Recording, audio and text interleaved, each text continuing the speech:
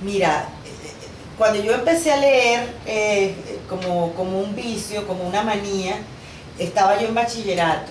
Y entonces recuerdo que me obsesioné por Julio Cortázar. Y entonces hubo una época en que yo solo leía todo lo que cayera en mis manos de Julio Cortázar. Una vez que entré a la universidad y que me gradué de comunicación social, cuando comencé a escribir más seriamente, ahí empecé a leer absolutamente de todo.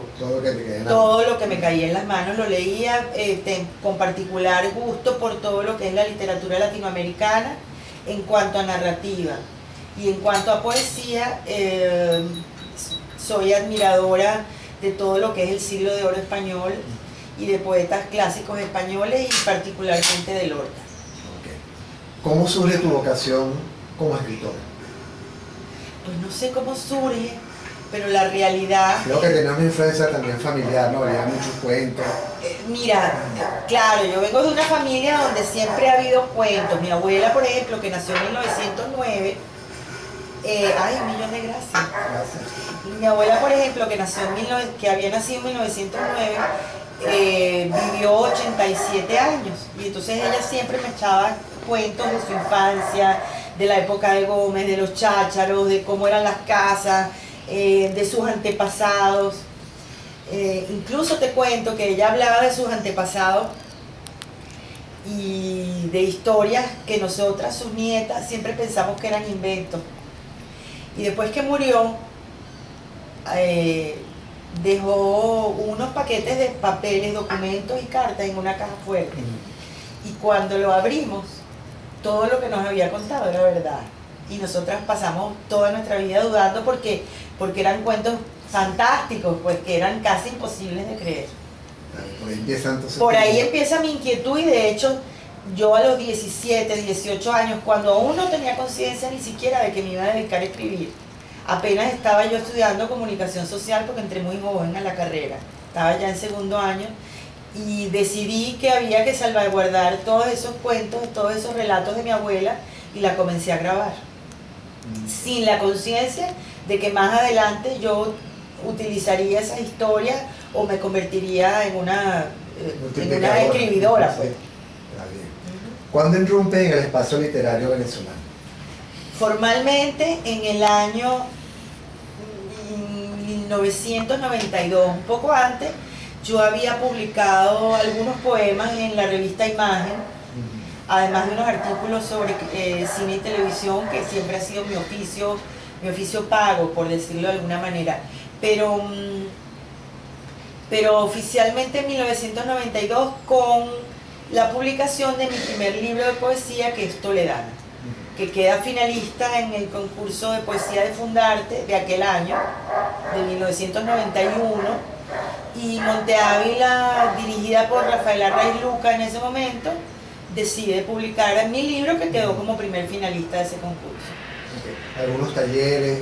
Sí, yo estuve, mientras estudiaba comunicación social, yo participé en uno de los talleres del CELAR, uno que dictaba Alfredo Coronil Hartman, y de oyente en uno de narrativa que dictaba Laura Antillán. Okay.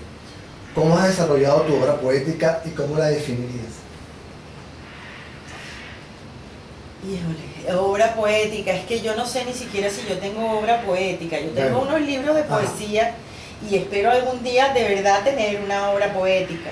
No sé si ese momento ha llegado aún, siento que todavía es prematuro hablar de eso.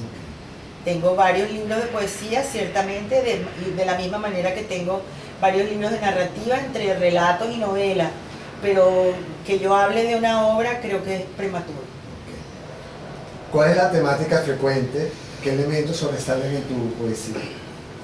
Mira, en mi poesía hay un interés, desde el comienzo hay un interés particular por mis ancestros, por mi lengua ancestral, que es el español, pero más allá del español y previo al español es el ladino, que es el idioma de los judíos sefardíes en España. Y eso básicamente es notorio, y en mis primeros libros de poesía la indagación en el idioma. Eso lo puedes ver en Toledana, lo puedes ver en Púrpura, incluso en La Buena Hora. A partir de Mary Poppins y otros poemas, ya mi búsqueda es otra, distinta al idioma. Son ficción con un toque sefardí. Sí, Toledana. Toledana además es un poemario muy singular, porque en Toledana priva una historia dramática, que es la historia de una judía llamada Raquel en el siglo XII, que se enamora del rey de Castilla, y el rey de Castilla además se enamora de ella. Entonces es un libro de poesía, pero construido a partir de una leyenda, de una ficción dramática. Y incluso el libro se divide en 3 actos, como si fuera una pieza teatral o una ficción. ¿Cuántos libros de poesía llevas impresos? 5. ¿Y en cuanto a la narrativa? Narrativa, otro tanto. Ahora háblame de tu trabajo creador como guionista para cine y televisión. Sí, bueno, ese es mi oficio pago, eso fue lo que yo estudié. Yo estoy grabada en comunicación social, estudié para escribir guiones. Me gusta muchísimo la ficción. Lo que pasa es que después que uno descubre el trabajo en solitario, es inevitable las comparaciones. Cuando uno trabaja un guión, pues estás trabajando para un director, para un productor, para un equipo de actores, en fin, un equipo de muchísima gente, en donde además cada quien tiene una opinión distinta sobre las cosas, ¿no? Entonces es un poco más tedioso y más trabajoso escribir guiones, porque tu trabajo termina siendo el instrumento de trabajo de un montón de gente, ¿no? Incluso tu trabajo termina siendo un papel de desecho, un pipote de basura. Una vez que se filma la película y va a los cines, pues ya tú desapareces del entorno, lo que tú trabajaste con tanto afecto y con tanto ahínco termina en un pipote porque ya fue filmado.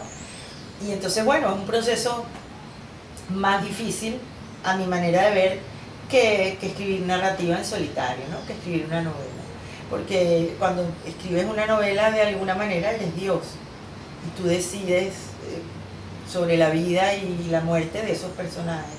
Cuando escribes un guión de cine, pues tienes mucha gente replicándote y manifestando sus deseos, ¿no? ¿Algunos títulos para saber de lo que he hecho? Mira, Garimpeiro, que ese año fue nominada como mejor película venezolana candidata al Oscar.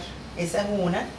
Y después, bueno, varias películas que hice. Eso fue para José Ramón Novoa. ¿Qué proyectos tienes en materia literaria, alguna primicia? Mira, estoy trabajando 2 novelas simultáneamente, con muchísima dificultad. Nunca me había sido tan complicado escribir y nunca se me había hecho tan cuesta arriba. Tengo un tercer tercer número, que es el que completa la trilogía de novelas negras para Ediciones B, que comenzó con Sábanas Negras, siguió con La Dama Oscura, y este tercero, que es el que llevo un poco más de la mitad, que espero terminar de aquí a mediados del año que viene.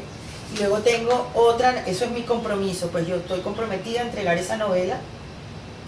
Y luego otra novela, que es la que yo quiero escribir y que estoy escribiendo, y se me está haciendo muy cuesta arriba. O sea, que el cine y la poesía van de la mano. El cine, la poesía, la narrativa, mira, todo es escribir. Lo que pasa es que el ánimo, el espíritu con el que me siento a trabajar en cada uno de los casos es completamente diferente. Completamente diferente. O sea, escribir narrativa para mí es una fiesta, escribir una novela es una fiesta. Además es una fiesta en donde caben muchos invitados y yo decido a quién invito y a quién no. Escribir poesía decido pocas cosas, porque la poesía es algo que se impone.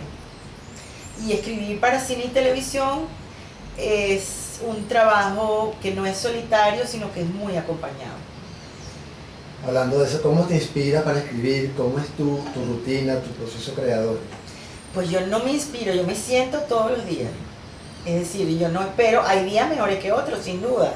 Hay días en que, bueno, en que las cosas salen mejor y salen además muy suaves. Y hay días en que es más dificultoso. Pero yo me siento todos los días a las 8:30 de la mañana, ya yo estoy en la computadora. Y entonces trabajo de 8:30 hasta el mediodía. almuerzo, busco a mi hija en el colegio y luego a partir de las 5 de la tarde, que hay una luz muy especial en Caracas a esa hora, que es como una luz quemada, no sé cómo explicarlo, pero es una luz que yo disfruto mucho. A esa hora corrijo y reviso lo que hice en la mañana.